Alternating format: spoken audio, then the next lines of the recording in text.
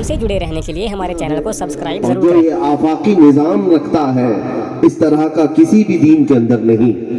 اب جو بھوگتے ہیں در حقیقت وہ اپنے باپ کو ہی پڑھے ہوئے نہیں ہوتے، اسلام کے بارے میں کیا جانیں گے؟ اسلام کو پڑھنے کے لیے ایک وسیع مطالعے کی ضرورت ہے، ایک صاف ستھرے ذہن کی ضرورت ہے۔ دن میں پیشاب پیتا ہو، رات کو گوبر کھاتا ہو، اسے اسلام کیا سمجھ میں آئے؟ اسلام کیا سمجھ میں آئے؟ اسلام روشنی کا نام ہے۔ ہم نے سنا ہے کہ 14ویں کی رات کو اگر چاند بہت تیز چمکتا ہے تو کتے منہ اٹھا کر بھونکنے لگتے ہیں۔ کبھی کبھار 14ویں رات کو مجھے یہ بتاؤ کہ کتے کا چاند کیا بگاڑ رہا ہے؟ بگاڑ کیا رہا ہے؟ چاند اپنے آب و تاب کے ساتھ چمک رہا ہے۔ شاید کتے کی فطرت میں یہ ہوگا کہ اس کی چمک دیکھی نہ جا رہی ہو، اس کا آب و تاب سے روشن ہونا اسے دیکھا نہ جا رہا ہو، لیکن اس کی بھونک نہ اس آسمان تک پہنچ پاتی ہے، نہ چاند کی روشنی میں کچھ فرق پڑتا ہے۔ میرے عزیزوں، اس اسلام کے آب و تاب کو دیکھ کر ہر گھڑی ہر لمحے دنیا میں دائرہ اسلام بڑھتا جا رہا ہے، یہ دیکھ کر کچھ کتوں کو اسی طرح خارش شروع ہو گئی، کھجلی ہونے لگی، کہیں یہاں بیٹھ کر کے کہیں کسی اور جگہ بیٹھ کر کے وہ یہ سمجھتے ہیں کہ ہم اسلام کا وناش کریں گے۔ آؤ میں تمہیں بتاتا ہوں، لاؤ اس دھرتی پر اس طرح کا دین جو محمد عربی صلی اللہ تعالیٰ علیہ وسلم نے کائنات کو پیش کیا ہے، اور رب ذوالجلال کا اس عظیم پیغام جس گھڑی میرے آقا صلی اللہ تعالیٰ علیہ وسلم نے یہ پیغام پیش کیا تھا قوم کے سامنے۔ جانتے ہو اس دنیا کی کیفیت کیا تھی؟ تاریکیوں میں ڈوبی ہوئی ہے دنیا، جہالت کے عمیق غار میں پھنسی ہوئی ہے دنیا، ظلم و بربریت کا ننگا ناچ ناچا جاتا تھا۔ تمہیں تاریخ اگر معلوم ہے تو میں بتاؤں، مکہ کے حالات ہی نہیں، پوری دنیا کے حالات ایسے تھے کہ جہاں صرف امیروں کی اجارہ داری تھی، غریب ہمیشہ یا تو غلام ہوا کرتے، عورتوں کی کوئی عزت نہیں تھی، اگر گھر میں مال کی ضرورت پیش آ جائے تو عورتوں کو بازار میں بیچا بھی جا سکتا تھا، چاہے وہ ماں ہو، بہن ہو، بیٹی ہو۔ بلکہ عرب کا حال تو یہ تھا کہ بیٹی پیدا ہو تو پہلے ہی دن اس کی گردن مروڑ کر دفن کر دیا جاتا۔ یہ حالات تھے۔ سود، شراب، قمار، یہ تمام چیزوں کو تو وہ فخر محسوس کرتے تھے۔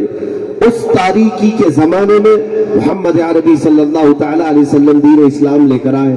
وہ کیسا ریولیشن تھا، کیسا انقلاب تھا۔ دنیا نے بہت سارے انقلاب دیکھے ہیں، بہت سارے ریولیشن دیکھے ہیں۔ یہاں جمہوریت کا انقلاب، کمیونزم کا انقلاب، کمیونسٹ کا، مارکسزم کا انقلاب، بہت سارے دنیا میں نظاموں کا انقلاب آیا، لیکن جو میرے آقا صلی اللہ تعالیٰ علیہ وسلم کا لایا ہوا انقلاب تھا وہ صرف ایک شخص تک محدود نہیں رہا، ایک علاقے تک محدود نہیں رہا، بلکہ یہ انقلاب دنیا کے چپے چپے تک پہنچا، اور کسی شارٹ ٹرم کے لیے نہیں آیا تھا۔ یہ انقلاب ایسا آیا کہ مکہ سے اٹھا مدینے پہنچا، مدینے سے جب اس کی شاخیں پھیلنے لگی اکناف عالم میں پھیل گئی، لیکن 14 صدیاں گزر جانے کے بعد بھی اس انقلاب کی آج بھی کوئی کمی نہیں نظر آتی، نہ اس کے اثر میں کمی ہے، نہ اس کے پھیلاؤ میں کمی ہے، نہ اس کے ماننے والوں میں کمی ہے۔ قرآن اسی طرح باقی ہے، خانہ کعبہ اسی طرح باقی ہے، اسلامی تعلیمات، احادیث سب اسی طرح باقی ہے۔ یہ صرف اور صرف روئے زمین پر دین اسلام ایسا ہے جو اپنے پورے ریکارڈ کے ساتھ، پورے آب و تاب کے ساتھ، جیسے 14ویں کا چاند چمکتا ہے، کل بھی چمک رہا تھا، آج بھی چمک رہا ہے۔ یہ صرف میرا دین ہے۔ اور قرآن نے اسی لیے کہا وَمَنْ يَبْتَغِ غَيْرَ الْإِسْلَامِ دِينًا فَلَنْ يُقْبَلَ مِنْهُ وَهُوَ فِي الْآخِرَةِ مِنَ الْخَاسِرِينَ۔ رب تعالیٰ فرماتا ہے اسلام کے علاوہ جو دوسرے دین کی طرف راغب ہو جائے قیامت کے دن ہرگز قبول نہیں کیا جائے گا، وہ بڑے گھاٹے میں اٹھایا جائے گا، نقصان اٹھانے والوں میں ہوگا۔ دین اسلام کو سمجھانے کے لیے آج میں تھوڑی سی باتیں آپ کے سامنے رکھتا ہوں۔ دین ہوتا کیا ہے؟ دین کسے کہتے ہیں؟ ایک دستور، زندگی گزارنے کے ایک لا ہونے چاہیے۔ بچہ پیدا ہونے سے لے کر کے مرنے تک اس کے ہر شعبے پر رہنمائی کرتا ہو وہ دین ہے۔ اس کے پیدا کرنے والے سے اسے جوڑتا ہو، اور اس کی حقیقی زندگی اسے بتاتا ہو، وہ دین ہے۔ دین کا مطلب یہ نہیں ہے کہ تمہیں صرف اور صرف ہاتھ باندھنے کا طریقہ سکھا دیا، کھانے پینے کا طریقہ سکھا دیا۔ دین ایک مکمل نظام حیات ہے۔ انسان کو جب کبھی کسی مسئلے کی ضرورت پیش آئے، وہ دین کے اندر ہو، تب وہ دین کامل ہے، اسی کو کامل دین کہا جائے گا۔ میں چیلنج کے ساتھ کہتا ہوں، دنیا میں آج جتنے بھی مذاہب ہیں یا ادیان ہیں، وہ انسانوں کی زندگی گزارنے کے تمام شعبوں میں سے اپنے دین سے مسائل لا کر کے میرے پاس رکھ دیں، میں یقین کے ساتھ کہتا ہوں ایک انسان کی فطری زندگی گزارنے کے لیے جتنے معاملات کی ضرورت ہوتی ہے، دنیا میں آج انسان کو سیراب کرنے والا کوئی دین نہیں سوائے دین اسلام کے، کوئی دین نہیں۔ ہمارے گھروں میں بچے پیدا ہونے سے لے کر قبر کی گود میں جانے تک جتنے زندگی کے مسائل کی ضرورت ہوتی ہے، وہ دین اسلام میں موجود ہے۔ کس چیز کو اسلام نے تشنا چھوڑا ہے؟